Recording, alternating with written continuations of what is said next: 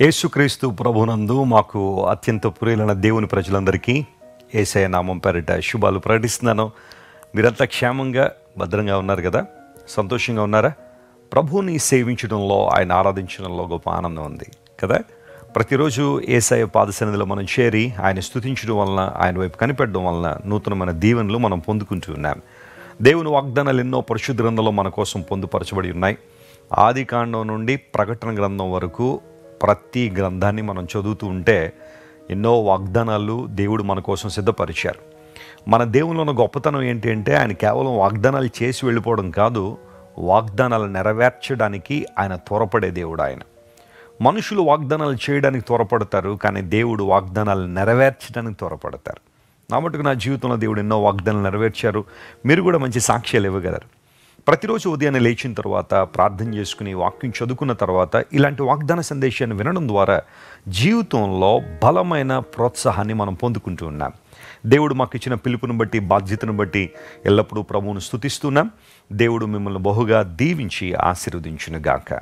ఈరోజు వాగ్దానం చదువుకుందాం. పరిశుద్ధ గ్రంథాలు తెరిచి 31వ కీర్తన 8వ వచనాన్ని చదువుదాం. Psalm 31 and verse 8. నీవు శత్రువుల చేత నన్ను చెరపెట్టలేదు, విశాల స్థలమున నా పాదములో నిలువబెట్టితివి. And have not shut me up into the hands of the enemy, you have set my feet in a large room. విశాల స్థలమున నా పాదాలు నిలవబెట్టితివి. దావీదు భక్తుడు ఈ మాటను అనేక సందర్భాల్లో వాడుతున్నాడు. విశాల స్థలమునకు ఆయన నన్ను తోడుకుని వచ్చాడు, ఇరుకు నుండి నన్ను విశాలతలో నడిపించాడని ఆయా సందర్భాల్లో దావీదు భక్తుడు ఈ మాటను వాడాడు. విశాల స్థలము అనగా దేవుడు నిర్ణయించిన ప్రాంతం. కొన్ని సందర్భాల్లో ఇరుకులు, ఇబ్బందులు మనల్ని చుట్టుముడుతూ ఉంటాయి. మన పరిస్థితి ఎలా అయిపోద్దంటే, ఒక ఇరుకు మార్గంలో ప్రయాణం చేసేటప్పుడు ఎంత కష్టంగా ఉంటుందో, ఎంత అనీజీగా ఉంటుందో, మన ప్రయాణం కూడా కొన్ని సందర్భాల్లో అలాగే ఉంటుంది. చూడండి, హైవేల్లో మనం వెళ్తున్నప్పుడు లేదా ఘాటీ రోడ్స్లో మనం వెళ్తున్నప్పుడు అప్పుడప్పుడు మార్గం చాలా విశాలంగా ఉంటుంది, కానీ కొన్ని పరిస్థితులకు వచ్చేసరికి కొన్ని ప్రాంతాల్లో రోడ్లు చాలా ఇరుకుగా ఉంటాయి. జాగ్రత్తగా వెళ్ళాల్సిన పరిస్థితి అక్కడ ఉంటుంది.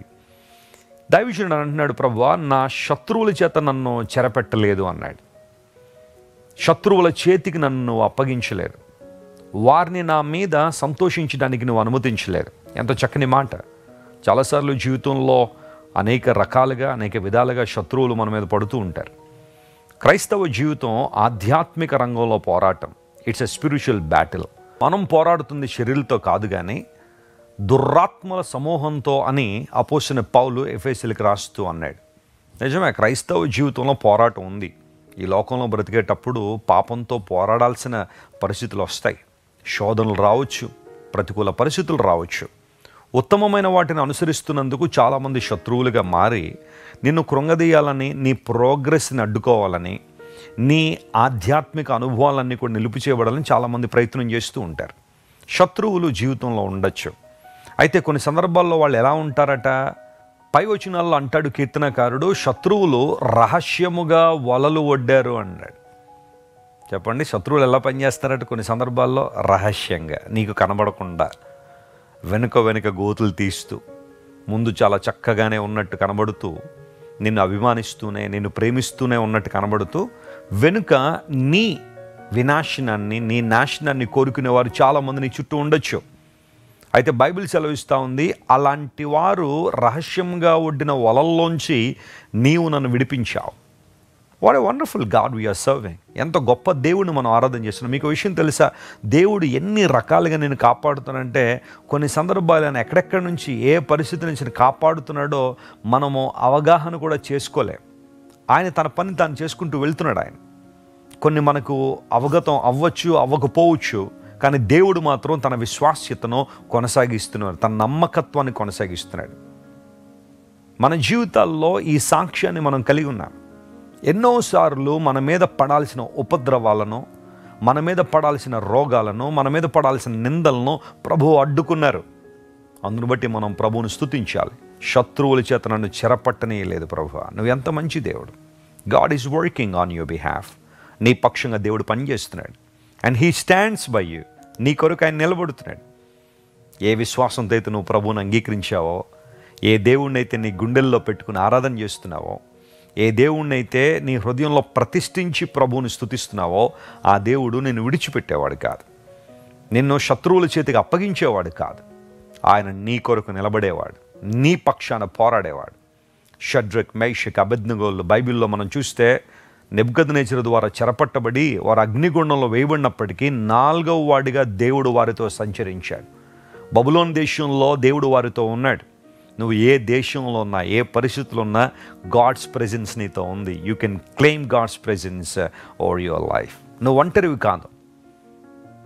అలాంటి పరిస్థితుల్లో దేవుడు వారిని వదిలిపెట్టేసి ఉంటే షడ్రక్, మేషక్, అబేద్నెగోల చరిత్ర వేరేగా ఉండదేమో. కానీ దేవుడు వారితో ఉన్నాడు కాబట్టే అగ్ని వాసన కూడా రాలేదట, తల వెంట్రుకలు కూడా వాసన రాలా. అంతగా దేవుడు ప్రొటెక్ట్ చేశాడు. My dear friend, don't worry about anything, be anxious for nothing. దేనికి నువ్వు చింతపడొద్దు, అధైర్యపడొద్దు, కృంగిపోవద్దు, శత్రువులు పెరిగిపోతున్నారని బాధపడొద్దు. వారు ఒడ్డిన ప్రతి వలలోంచి దేవుడు నిన్ను విడిపిస్తాడు. ప్రతి అంశము గొప్ప సాక్ష్యంగా ఉంటుంది. నీ జీవితంలో మేలు చేసేవాడు ఆయన. అంత మాత్రం కాదు, ఆ వచనాన్ని మనం చదివితే, విశాల స్థలములో నా పాదాలు నిలబెట్టు. ఈరోజు నువ్వు ఏ ఇరుకులైతే ఉన్నావో దేవుడు నిన్ను జ్ఞాపకం చేసుకుని విశాల స్థలంలో నడిపించబోతున్నాడు. నమ్మిన వారు దేవునికి స్తోత్రం చెల్లిద్దాం. నీ పాదములు బ్రాడ్ అండ్ లార్జ్ రూమ్లో దేవుడు నిలబెట్టబోతున్నాడని లేఖనాల్లో రాయబడింది. ఈ వాగ్దానాన్ని క్లెయిమ్ చేసుకుని ప్రభువుని స్తుతించండి. గొప్ప కార్యాలు మీ జీవితంలో జరుగుతాయి.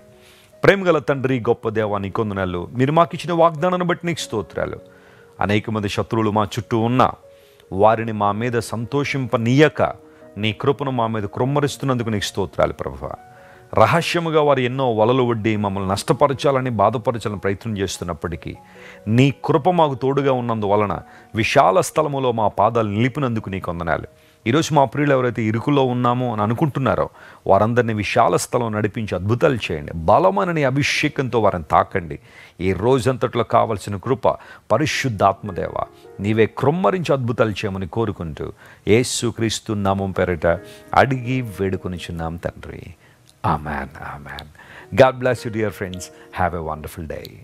మీరు ఇంతవరకు విన్న దైవ సందేశం మరియు దేవుని సేవకులు చేసిన ప్రార్థన మీకు ఆశీర్వాదకరంగా ఉన్నదని విశ్వసించుచున్నాము. ఈ సందేశాన్ని మీ స్నేహితులకు, బంధువులకు షేర్ చేయండి. మీకు ఏదైనా ప్రార్థన అవసరత ఉన్నచో మా ఫోన్ నంబర్లకు కాల్ చేయండి.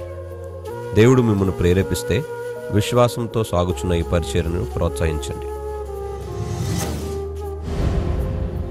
మరిన్ని వర్తమానాలు, పాటలు వినుటకు జాన్ వెస్లీ మినిస్ట్రీస్ అను మా యూట్యూబ్ ఛానల్ను సబ్స్క్రైబ్ చేసుకొనండి.